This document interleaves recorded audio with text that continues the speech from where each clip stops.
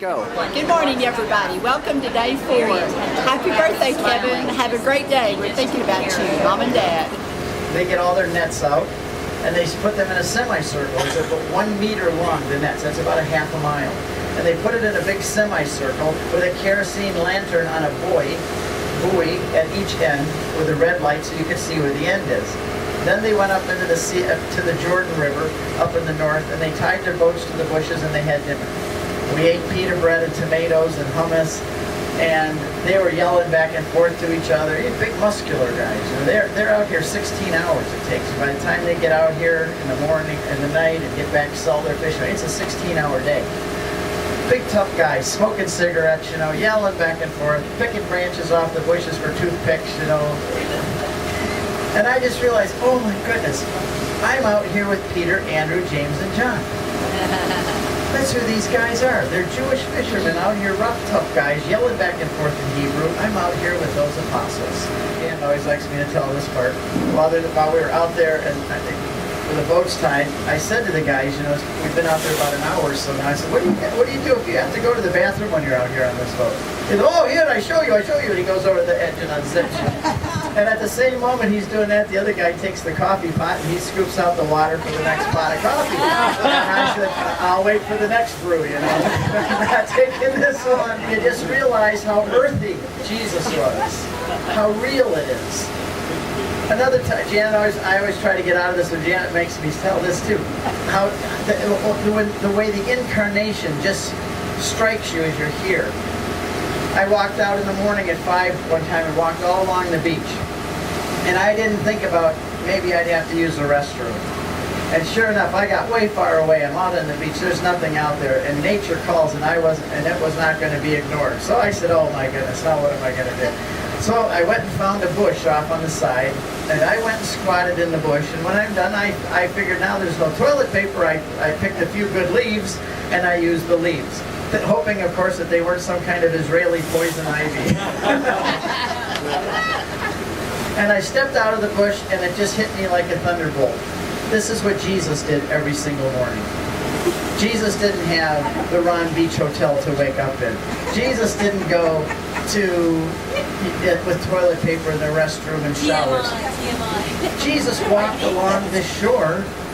And this is what the disciples, they'd be walking along, and one would say, I'll catch up with you in a minute, as they're walking along. And it just struck me, the incarnation, God, the second person of the Trinity, holy, holy, holy, far removed from anything remotely like how we live, in the glory of heaven being served by the angels. And look what he does for us. He comes down here and becomes a man, and walks along the shore in the morning and steps into a bush every day and gets his feet dirty in the mud, and he's sweating and flies are buzzing around his head, and he ends up dying on a cross for us. And the incarnational aspect of that just strikes you when you're here. When you step back and know that on this land, he was on a boat like this somewhere many times, walked on this very water he came walking across us.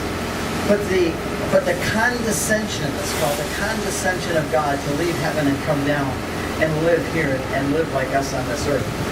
Well, anyway, we came out of the Jordan River then, and the net was in a big semicircle, and it had weights on it so that it would go down, the bottom part would go down in the water. We had to wait for the sun to go down before we could go out, because I asked them, why do you fish at night? Why not in the daytime like normal people who work in the day and sleep at night? Why do you go out at night to fish? He says, because the amnon fish, that's what they're called in Hebrew. The amnon are very smart fish. He said they can see the nets, and they know what the nets are, and they won't go near them. But in the dark, they cannot see the nets. And that's when we can catch them, when they can't see the net. So he pulls up into the opening of the semicircle of the net, and then I had the job of using the toilet plunger. I had to take it out. It had a big stick on it, and I had to, into the water, go kerpush, kerpush, kerpush with the toilet plunger. That scared the fish. The fish then swam away from this kerpush, kerpush sound, and they swam right into the nets. Because no matter what direction they went, they're going to hit a net. So after this kerpush, kerpush, and also a hammer banging on the side of the fiberglass boat, bang, bang, banging in the water, it's vibrant. The fish are taking off in every direction. Then we went to the end and we start pulling the net in. Took about a half an hour to pull in a half a mile net.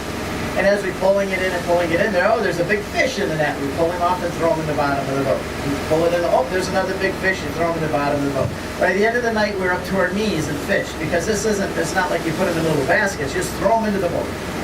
And then they're flopping all over the place. And so I'm up to my knees in fish, and I smelled for 2 days too. It was, Janet knew I was fishing. But just think of this too. Jesus didn't go to Jerusalem and pick the guys with the clean robes and the clean sandals, with the doctor of philosophy degrees, PhDs in philosophy. He went up and picked these guys that smelled like fish, not like books. We came across a big catfish in the net. The catfish with the whiskers. And he pulled that thing off, and I said, oh my, that's a catch. I said, I live in Detroit. You'd get $100 for that thing in Detroit. He grabs it by the tail, and he goes, whack, whack, whack, and he smashes it on the side of the boat, and he throws it into the water dead. I said, why did you do that? He says, don't you know the law of Moses? This is an unclean pig fish. Nobody can eat this fish. He said, in the law of Moses, it says that anything that comes out of the water, you can only eat it if it has scales and fins. And a catfish has skin, no scales. So it's an unclean fish. It's a bottom feeder. So he said, every time we catch one of these, we smash it and break it up and throw it dead. We don't want this fish in our water. So then we were out pulling more fish in all night long. I got very sick. Around midnight, there wasn't any big waves, but I just started feeling a little funny. And because the boat was just gently rocking. And all of a sudden, I just thought, you feel all right, Father? No, I'm not. Oh, okay. Because if he gets not feeling good. I'm good. I was asking that. I'm just thinking, if he's not feeling good, I don't want him standing by me. We'll put him over by the bow. I'm good. Isn't he fun? I'm glad you came with us, Father. Thank you. So the boat was just kind of gently rocking like this, and I'm starting to feel funny on this boat about midnight, and the sun has gone down, and the moon begins to rise, and the moon was glimmering across the water. And I thought to myself, what would I have thought if I was in a boat out here fishing at night, and I saw the silhouette of a man walking in the moonlight towards the boat? What would I have thought? Too much wine and stuff. It's just amazing. Yeah, it depends on how much I drank at a Barishul of Eat last night. But I put myself back. This is what I love to study the Bible and put myself back in the sandals of those first century Christians and the apostles, and that they see Jesus walking. Of course you would think it's a ghost. You wouldn't know what in the world. You've never seen this before. Some kind of an apparition coming at you. It'd be terrifying. So the boat was rocking. I got kind of sick. He says, the best thing to do is drink more coffee. Well, I'm not going to drink his coffee. Another thing, then he says, you should lay down on the boat and just look up at the stars. Well, yeah. Oh, that didn't work either. That's work. Then he says, you should just look at the horizon. And, that made it, because the horizon was going up and down. So finally, I just lived with the fact I was going to be sick. And I like thinking that Jesus and Peter, these guys were all sick the first time too. But anyway, that was my night fishing, and I learned a lot. I learned about the fish. And one of the things that I learned is that the writers, and I knew this already, but that the writers of the Gospels were eyewitnesses, especially John and Matthew. Those guys were eyewitnesses. Luke wrote the Gospel of Paul. Paul told him what he knew, and he told that story. You've got then in Mark, he's telling Peter's story. But when you read John especially, you were reading an eyewitness account of someone who has lived here, who has done fishing here. When he talks about it, you can know that somebody there is an eyewitness who wrote that gospel. Too many people today say that the Gospel of John was written by the Johannine community 100 years later, and a committee got together, and they put this all together from sayings that they remembered of John. That's a bunch of nonsense. That book was written by John, and it may have been edited or pieces of it put together a bit here or there, but that was an eyewitness account. And I realized out on the sea how true the Scripture is. Again and again, I'll remind you of that. When you read the Bible, it's a true record, it's a true history, it's God's Word, and it's to be trusted. And what the church teaches about it is to be trusted. Okay, now, see there's the church right there.